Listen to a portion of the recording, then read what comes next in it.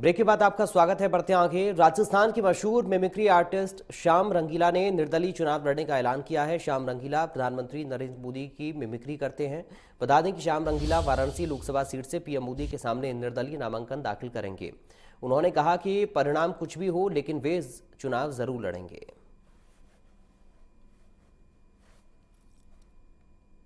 राजस्थान के मशहूर कॉमेडियन श्याम रंगीला ने प्रधानमंत्री नरेंद्र मोदी के खिलाफ चुनाव लड़ने की घोषणा की है। वो वाराणसी से निर्दलीय चुनाव लड़ने की बात कर रहे हैं। श्याम रंगीला हमारे साथ हैं, उनसे बातचीत करते हैं। सर, आपने वाराणसी क्यों चुना? देखिए, वाराणसी जो है वो मोदी जी ने चुना, 2014 में चुना, फिर 2019 में चुना, अब 2024 में चुन रहे हैं। तो जहाँ पे मोदी जी खड़े हो रहे हैं चुनाव में, वहीं पे हम खड़े हो रहे हैं, क्योंकि मोदी जी के सामने लड़ेंगे तो जो देश दुनिया देखेगी कि हाँ भाई ये लड़ रहे हैं, और हम अपनी बात कह पाएंगे, लोगों तक पहुंच पाएंगे। यही रीज़न है। दूसरा रीज़न ये है कि मेरी जगह और भी बहुत लड़ेंगे, लेकिन उनका प्रभाव नहीं है। मेरा थोड़ा प्रभाव पड़ेगा, क्योंकि मैं मोदी जी की आवाज़ निकालता हूँ। तो मैं मोदी जी की, जैसे उन्होंने कहा है कि भाइयों बहनों, जो जिस भाषा में समझेगा मैं उसको उसी की भाषा में जवाब दूंगा। तो मोदी जी को किसी की भाषा नहीं समझ में आ रही है, तो मैं मोदी जी को मोदी जी की भाषा में ही जवाब देने के लिए वाराणसी जा रहा हूँ। क्या कारण रहा? बहुत सारी सीटें हैं, और भी बड़े नेता हैं बीजेपी के, कांग्रेस के, उनके खिलाफ आप चुनाव लड़ सकते थे, लेकिन प्रधानमंत्री को क्यों चुना? देखिए, प्रधानमंत्री, आप खुद स्वयं कह रहे हो कि प्रधानमंत्री हैं वो, तो प्रधानमंत्री जो है उनको चुनना इसलिए जरूरी था कि एक तो मैं उनकी आवाज़ निकालता हूँ, दूसरे मैं कोई पॉलिटिशियन नहीं हूँ जो मैं कोई और दूसरी जगह जाकर के लड़ूं। ना तो मुझे चुनाव जीतने से कोई वो है, ना मुझे कोई यूं है कि भाई मैं वहां जाकर के मतलब एकदम मोदी जी को हरा दूंगा, ये कर दूंगा, वो कर दूंगा। हम जा रहे हैं, हम लड़ने जा रहे हैं। हम लोकतंत्र में हम लड़ सकते हैं, परिणाम कुछ भी हो हम लड़ाई करेंगे। एटलीस्ट हम वहां जाके लड़ेंगे, जमीन पे उतरेंगे, और एकदम ओरिजिनली ऐसे कोई जैसे पर्चा किसी ने उठा लिया, कोई साथ में मिल गया, ऐसे वहां पे ऐसा नहीं होगा। ये मैं लोगों को गारंटी देता हूँ।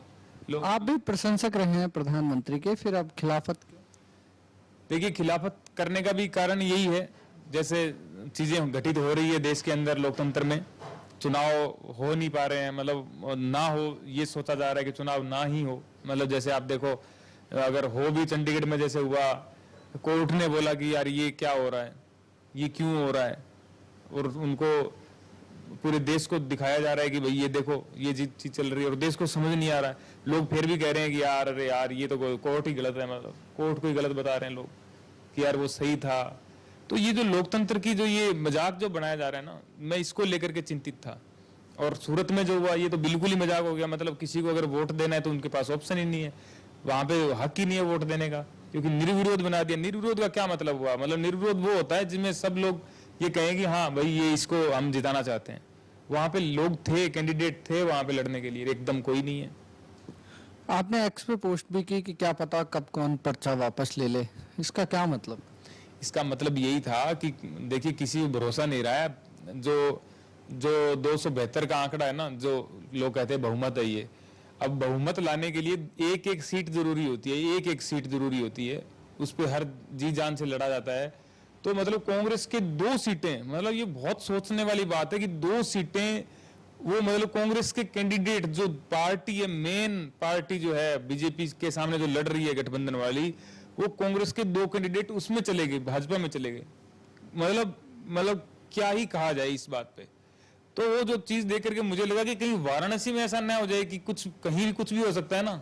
अब तो लोग राहुल गांधी जी पे भी शक कर रहे हैं कि भैया बाकी यही रह गए हैं और बाकी तो सब चले ही गए हैं। तो मैंने कहा कहीं ऐसा ना हो जाए कि वहां निर्विरोधी एकदम सब मामला हो जाए और मोदी जी कहे कि मुझे तो वाराणसी ने इतना प्यार दिया कि निर्विरोध बन गया मैं तो।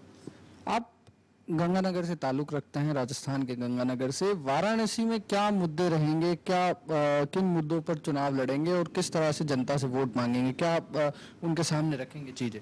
देखिए, मेरा अभी डिसाइड अभी हुआ है, मैं चुनाव लड़ूंगा तो मैं अभी वाराणसी पहुंचूंगा। वाराणसी से मेरी बात चल रही है, लोगों से चल रही है, लोगों के मैसेज आ रहे हैं, सब मुद्दे लोग बता रहे हैं।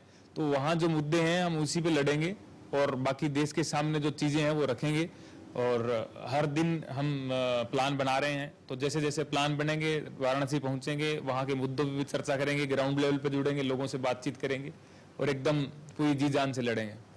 अब एक बार मैं चाहूंगा कि आप मिमिक्री करते थे, उसी से फेमस हुए। एक बार प्रधानमंत्री की लगातार आप मिमिक्री करते रहे, तमाम राजनेताओं की, एक्टर्स की।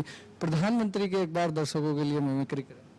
बिल्कुल, मोदी जी कहेंगे तो यही कहेंगे, भाइयों बहनों, इस बार वाराणसी के चुनाव में आपको कड़ी टक्कर देखने को मिलेगी।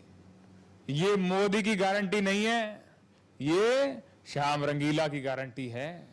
और राहुल गांधी जी इस पे अगर बोलेंगे तो राहुल गांधी जी भी यही कहेंगे, देखिए भैया, देखिए वाराणसी के चुनाव में श्याम रंगीला आया है।